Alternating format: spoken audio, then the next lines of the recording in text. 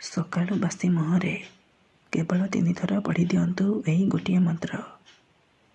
Guarantee ଦେଉଛି, ସନ୍ଧ୍ୟା ସୁଦ୍ଧା ସେ ଝିଅ ତୁମ ପାଖକୁ ଆସିବା ପାଇଁ ବାଧ୍ୟ ହେବ। ହାତ ଧରି ରୁମ୍କୁ ଡାକିବ, ଆଉ ଯାହା ଚାହିଁବେ ତାହା କରିବାକୁ ଦେବ। ପାଗଳି ପରି ତୁମକୁ ଭଲ ପାଇବାକୁ ଲାଗିବ। ତୁମକୁ ଛାଡ଼ି ରହିପାରିବନି। କେବଳ ଆପଣଙ୍କୁ ବାସି ମୁହଁରେ ସକାଳୁ ଉଠିବା ମାତ୍ରେ 3 ଥର ଏହି ଗୋଟିଏ ମନ୍ତ୍ରକୁ ପଢ଼ିବାର ଅଛି। ତାପରେ ଦେଖିବେ ଚମତ୍କାର। ଗ୍ୟାରେଣ୍ଟି ଦେଉଛି, ଯେଉଁ ଝିଅ ପଟୁନଥିଲା ସେ ଝିଅ ପାଗଳି ପରି ତୁମକୁ ଭଲ ପାଇବ।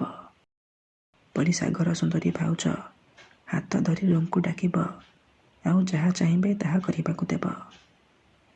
ଆଜ୍ଞା ହଁ, ଯଦି ଆପଣ ନିଜ ପସନ୍ଦର ସୁନ୍ଦରୀ ଝିଅକୁ ପଟେଇବାକୁ ଚାହୁଁଛନ୍ତି, ତାକୁ ମନେ ମନେ ଭଲ ପାଉଛନ୍ତି, କିନ୍ତୁ ଯେତେ ଚେଷ୍ଟା କଲେ ମଧ୍ୟ ତାକୁ ପଟେଇ ପାରୁନାହାନ୍ତି, ତାକୁ ନିଜର ମନ କଥା କହିବାକୁ ଡରୁଛନ୍ତି, ଆଉ ଆପଣ ଚାହୁଁଛନ୍ତି କି ସେ ଝିଅ ନିଜେ ଆସି ଆପଣଙ୍କୁ ଭଲ ପାଉଛି ବୋଲି କହୁ, ତେବେ ଆଜିର ଏହି ବଶୀକରଣ ଭିଡ଼ିଓଟି ଆପଣଙ୍କର ଇଚ୍ଛାକୁ ପୂରଣ କରିବ। କାରଣ ଆଜିର ଏହି ଭିଡ଼ିଓଟିରେ ମୁଁ ଆପଣଙ୍କୁ ଶିଖାଇବି ଦୁନିଆର ସବୁଠାରୁ ମହାଶକ୍ତିଶାଳୀ ବଶୀକରଣ ମନ୍ତ୍ର। ଏହି ବଶୀକରଣ ମନ୍ତ୍ରକୁ ଆପଣ ସକାଳୁ ବାସି ମୁହଁରେ 3 ଥର ପଢ଼ିଦେଲେ ଗ୍ୟାରେଣ୍ଟି ଦେଉଛି, ଯେତେ ସୁନ୍ଦରୀ ଝିଅ ହେଇଥାଉ ଆପେ ଆପେ ବଢ଼ିଯିବ। ପଡ଼ିଶା ଘର ସୁନ୍ଦରୀ ଭାଉଜ ଆପଣଙ୍କ ପ୍ରେମରେ ଦିବାନୀ ହେଇଯିବ। ଯାହା ଚାହିଁବେ ତାହା କରିବାକୁ ଦେବ। ଆପଣଙ୍କର ସବୁ ଇଚ୍ଛା ପୂରଣ କରିବ। ନମସ୍କାର ଦର୍ଶକ ବନ୍ଧୁ, ଏସ୍ ମନ୍ତ୍ର ଚ୍ୟାନେଲରେ ଆପଣମାନଙ୍କୁ ସ୍ୱାଗତ। ଆଜିର ଏହି ବଶୀକରଣ ଦୁନିଆର ସବୁଠାରୁ ମହାଶକ୍ତିଶାଳୀ ବଶୀକରଣ। ଯିଏ ବି ଏହାକୁ କରିଛି 100ରୁ 100% ସଫଳ ହେଇଛି। ବର୍ଷ ବର୍ଷ ଧରି ଭାଙ୍ଗି ଯାଇଥିବା ପୁରୁଣା ପ୍ରେମକୁ ମଧ୍ୟ ଫେରାଇ ଆଣିପାରିଛି। ଶାଶୁ, ନଣନ୍ଦ, ଦିଅର, ଭାଉଜ କାହାକୁ ବି ନିଜ ବଶରେ କରି ତା'ଠାରୁ ନିଜର ମନ ମୁତାବକ କାମ ହାସଲ କରିପାରିଛି। ତେଣୁ ଆପଣ ବି ବିଶ୍ୱାସର ସହିତ ମାତ୍ର ଗୋଟିଏ ଥର ଏହି ବଶୀକରଣ କରିକି ଦେଖନ୍ତୁ। ତାପରେ ଦେଖିବେ ଚମତ୍କାର। କିପରି ସେହି ସମୟଠାରୁ ସେ ଝିଅ ହେଉ ବା ବିବାହିତା ମହିଳା ଆପଣଙ୍କ ଆଡ଼କୁ ଆକର୍ଷିତ ହେବାକୁ ଲାଗିବ। ଯାହା ଚାହିଁବେ ତାହା କରିବାକୁ ଦେବ। ଆପଣଙ୍କୁ ନ ଦେଖି ରହିପାରିବନି। ତେବେ ଏହି ବଶୀକରଣ ବିଧିକୁ ଆପଣ କିପରି କରିବେ, କେମିତି କରିବେ, ଏହାର ପ୍ରୟୋଗ ବିଧି କ'ଣ, ମୁଁ ଆପଣଙ୍କୁ ଶିଖାଇବି। ସମ୍ପୂର୍ଣ୍ଣ ପ୍ରୟୋଗ ବିଧି ଠିକ୍ ଭାବରେ ଶିଖାଇବି। ଜାଣିବା ପାଇଁ ମୋର ଆପଣମାନଙ୍କୁ ଅନୁରୋଧ କି ଆପଣ ଭିଡ଼ିଓଟିକୁ ମୂଳରୁ ଶେଷ ପର୍ଯ୍ୟନ୍ତ ପୁରା ଧ୍ୟାନର ସହିତ ଦେଖନ୍ତୁ। ତେବେ ଯାଇକି ଆପଣ ସମ୍ପୂର୍ଣ୍ଣ ପ୍ରୟୋଗ ବିଧି ଜାଣିପାରିବେ। ଅଧାରୁ ଛାଡ଼ିକି ପଳେଇଲେ କିମ୍ବା କାଟି କାଟି ଦେଖିଲେ ଆପଣ କିଛି ବି ବୁଝିପାରିବେନି। ଆଉ ପରେ ଆପଣ କହିବେ, ଗୁରୁଜୀ ଆପଣଙ୍କର ବଶୀକରଣ କାମ କରୁନି। ଦେଖନ୍ତୁ, ବଶୀକରଣ ବିଧି ଜାଣିବା ପୂର୍ବରୁ ମୋର ଗୋଟିଏ ଛୋଟିଆ ଅନୁରୋଧ ଶୁଣି ନିଅନ୍ତୁ। ଯେଉଁପରି ଆପଣ ଭଗବାନଙ୍କୁ ମାନୁଛନ୍ତି, ଭଗବାନଙ୍କ ଉପରେ ବିଶ୍ୱାସ ରଖିଛନ୍ତି, ନିଜର ସବୁ ଦୁଃଖ, କଷ୍ଟ, ଅସୁବିଧା ଭଗବାନଙ୍କୁ ଜଣାଉଛନ୍ତି। ଯଦି ସେ ଅସୁବିଧାର ସମାଧାନ ନହେଲା, ତା'ର ମାନେ ନୁହେଁ କି ଭଗବାନ ନାହାନ୍ତି। ସେହିପରି ମନ୍ତ୍ର ତନ୍ତ୍ର ହୁଏ, ବଶୀକରଣ କାମ କରେ, କିନ୍ତୁ ଏହାକୁ ଆପଣଙ୍କୁ ସିଦ୍ଧ କରିବାକୁ ପଡ଼ିବ। ପ୍ରୟୋଗ ବିଧିକୁ ଠିକ୍ ଭାବରେ କରିବାକୁ ପଡ଼ିବ। ମନ୍ତ୍ର ଠିକ୍ ଭାବରେ ପଢ଼ିବାକୁ ପଡ଼ିବ। ତେବେ ଯାଇ ମୁଁ ଆପଣଙ୍କୁ ଗ୍ୟାରେଣ୍ଟି ଦେଉଛି, ଆପଣ ଯେଉଁ ଝିଅ ବା ବିବାହିତା ମହିଳାକୁ ପଠାଇବାକୁ ଚାହୁଁଛନ୍ତି, ତାକୁ ଅତି ସହଜରେ ପଠାଇ ପାରିବେ। ତାକୁ ନିଜ ପ୍ରେମରେ ଦିବାନୀ କରି ତା'ଠାରୁ ନିଜର ମନ ମୁତାବକ କାମ ହାସଲ କରିପାରିବେ। ତେବେ ବଶୀକରଣ କରିବା ପୂର୍ବରୁ ବଶୀକରଣ ବିଷୟରେ କିଛି ଜାଣି ରଖନ୍ତୁ। ବଶୀକରଣ କ'ଣ ପାଇଁ କରାଯାଏ? ଯେତେବେଳେ ଆପଣ କାହାକୁ ନିଜଠାରୁ ଅଧିକ ଭଲ ପାଉଛନ୍ତି, ତା ବିନା ବଞ୍ଚିପାରିବେନି ଭାବୁଛନ୍ତି, ତା ପଛରେ ଗୋଡ଼େଇ ଗୋଡ଼େଇ ଥକି ଗଲେଣି, ହେଲେ ସେ ଝିଅ ବା ମହିଳା ଆପଣଙ୍କୁ ବାହୁ ଦେଉନି, ଆପଣଙ୍କୁ ଅଣଦେଖା କରୁଛି, ସେତେବେଳେ ଆପଣ ବଶୀକରଣ କରିପାରିବେ।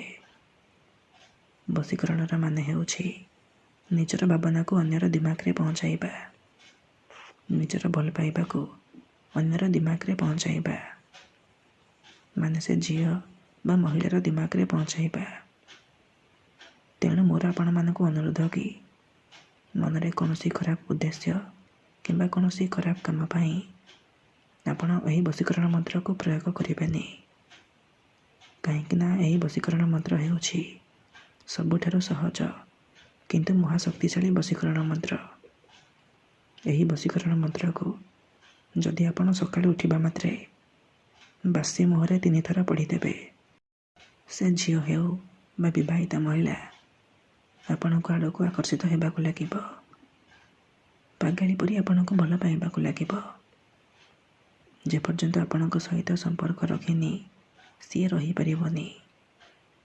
ତେଣୁ ଯଦି ଆପଣ ଏହି ବଶୀକରଣ କରିବା ପାଇଁ ଚାହୁଁଛନ୍ତି, ସୁନ୍ଦରୀରୁ ସୁନ୍ଦରୀ ଝିଅକୁ ପଠାଇବାକୁ ଚାହୁଁଛନ୍ତି, ପଡ଼ିଶା ଘର ଭାଉଜକୁ ନିଜ ବଶରେ କରି ତା'ଠାରୁ ନିଜର ମନ ମୁତାବକ କାମ ହାସଲ କରିବାକୁ ଚାହୁଁଛନ୍ତି, ତେଣୁ ମୋର ଆପଣମାନଙ୍କୁ ଅନୁରୋଧ କି ଆପଣ ଭିଡ଼ିଓଟିକୁ ପୁରା ଧ୍ୟାନର ସହିତ ଶେଷ ପର୍ଯ୍ୟନ୍ତ ଦେଖନ୍ତୁ। ତା ପୂର୍ବରୁ ଆଉ ଗୋଟିଏ କଥା ମନେ ରଖନ୍ତୁ, ଯଦି ଆପଣ ଆମ ଚ୍ୟାନେଲକୁ ନୂଆ ଆସିଛନ୍ତି ତେବେ ଦୟାକରି ଚ୍ୟାନେଲକୁ ସବସ୍କ୍ରାଇବ୍ କରି ପାଖରେ ଥିବା ବେଲ୍ର ଆଇକନ୍କୁ ମଧ୍ୟ ଦବାଇ ଦିଅନ୍ତୁ, ଯାହାଦ୍ୱାରା ଆମେ ଯେଉଁ ବି ଭିଡ଼ିଓ ଅପଲୋଡ଼ କରିବୁ ସର୍ବପ୍ରଥମେ ଆପଣ ଦେଖିପାରିବେ ଆଉ ତା'ର ଲାଭ ପାଇପାରିବେ। ତେବେ ମନେ ରଖନ୍ତୁ, ଏହି ବଶୀକରଣ ବିଧିକୁ ଆପଣ କେଉଁ ବି ବାରରେ କରିପାରିବେ, କିନ୍ତୁ ଯେବେ ବି କରିବେ ସକାଳୁ ବାସି ମୁହଁରେ କରିବେ। ବିନା ହାତ ଗୋଡ଼ ମୁହଁ ଧୋଇକି ସକାଳୁ ବାସି ମୁହଁରେ କରିବେ। ପ୍ରଥମେ ଆପଣ କ'ଣ କରିବେ, ଯେତେବେଳେ ରାତିରେ ଶୋଇବା ପାଇଁ ଯିବେ ଗୋଟିଏ ଗ୍ଲାସରେ ଚିନି ପାଣି ଆଣିବେ। ତାପରେ ସେ ପାଣି ଗ୍ଲାସକୁ ନିଜର ସାମ୍ନାରେ ରଖିବେ। ତାପରେ 7 ଥର ସେହି ଝିଅ ବା ମହିଳାର ନାମ କହିବେ ଯାହାକୁ ଆପଣ ପଠାଇବାକୁ ଚାହୁଁଛନ୍ତି। ପ୍ରଥମେ ଆପଣ ତାକୁ ମନେ ମନେ ଭାବିବେ, ତା'ର ମୁହଁକୁ ନିଜ ମନରେ ଭାବିବେ। ତାପରେ 7 ଥର ସେହି ଝିଅ ବା ମହିଳାର ନାମ କହିକି ଆପଣ ପାଣି ଗ୍ଲାସରେ 3 ଥର ଫୁଙ୍କିଦେବେ। ଏତିକି କରିସାରିବା ପରେ ସେ ପାଣି ଗ୍ଲାସକୁ ନିଜର ଖଟ ତଳେ ରଖିକି ଆପଣ ଶୋଇପଡ଼ିବେ। ଯଦି ଆପଣ ଖଟରେ ଶୋଉନାହାନ୍ତି ତେବେ ଆପଣ ସେ ପାଣି ଗ୍ଲାସକୁ ନିଜର ମୁଣ୍ଡ ପାଖରେ ରଖିକି ଆପଣ ଶୋଇପଡ଼ିବେ। ସକାଳେ ଉଠିବା ମାତ୍ରେ ଆପଣ ବାସି ମୁହଁରେ ସେ ପାଣି ଗ୍ଲାସକୁ କାଢ଼ିବେ। ବିନା ହାତ ଗୋଡ଼ ମୁହଁ ଧୋଇକି ଆପଣ ଆଖି ବନ୍ଦ କରିକି ସେଇ ଝିଅ ବା ମହିଳାକୁ ମନେ ମନେ ଭାବିବେ, ତା'ର ମୁହଁକୁ ନିଜ ମନରେ ଭାବିବେ। ତାପରେ ଏହି ମନ୍ତ୍ରକୁ 3 ଥର ପଢ଼ିବେ ଆଉ 3 ଢୋକ ପାଣି ଆପଣ ପିଇଦେବେ। ଦେଖନ୍ତୁ, ମନେକର ଆପଣ ଯେଉଁ ଝିଅ ବା ମହିଳାକୁ ପଠାଇବାକୁ ଚାହୁଁଛନ୍ତି ତା'ର ନାମ ହେଉଛି ମମତା। ତେବେ ଆପଣ ମନ୍ତ୍ରକୁ ଏହିପରି ପଢ଼ିବେ, ମମତା ତୀବ୍ର ବଶୀଭୂତଂ। ଥରେ ଆପଣ କହିବେ, ମମତା ତୀବ୍ର ବଶୀଭୂତଂ, ଗୋଟିଏ ଢୋକ ପାଣି ପିଇଦେବେ। ଆଉ ଥରେ କହିବେ, ମମତା ତୀବ୍ର ବଶୀଭୂତଂ, ଆଉ ଗୋଟିଏ ଢୋକ ପାଣି ଆପଣ ପିଇଦେବେ। ଏହିପରି ଆପଣ 3 ଥର କହିବେ ଆଉ 3 ଢୋକ ପାଣି ଆପଣ ପିଇଦେବେ। ଏହିପରି ଆପଣ ଲଗାତାର ସକାଳେ ଉଠିବା ମାତ୍ରେ ବାସି ମୁହଁରେ କରିବେ। ମନେ ରଖନ୍ତୁ, ଏହି ବିଧିକୁ ଆପଣ ଅଧାରୁ ଛାଡ଼ିବେନି। ଲଗାତାର 3 ଦିନ ପର୍ଯ୍ୟନ୍ତ ସକାଳୁ ଉଠିବା ମାତ୍ରେ ବାସି ମୁହଁରେ ଏହିପରି କରିବେ। ତାପରେ ଦେଖିବେ କିପରି ଯେଉଁ ଝିଅ ପଟୁନଥିଲା ସେ ଝିଅ ଆପେ ଆପେ ପଟିଯିବ। ଧନ୍ୟବାଦ।